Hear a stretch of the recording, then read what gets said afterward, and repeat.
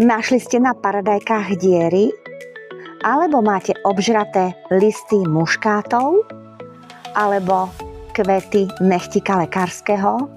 Môžu za to húsenice nočných motýľov. Cez deň sa veľmi dobre schovávajú, pretože majú farbu podobnú listom a najčastejšie škodia v noci. Ak ich nájdete, najlepšie je pozbierať ich ručne.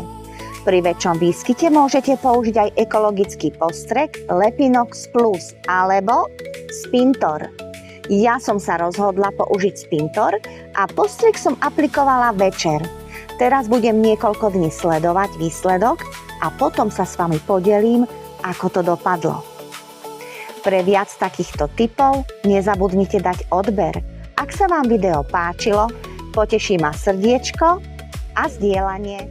A ak by ste chceli viac videí z mojej záhrady, moju osobnú podporu, pozývam vás do klubu na Hero Hero Domov pre radosť. Teším sa na vás. Ahojte!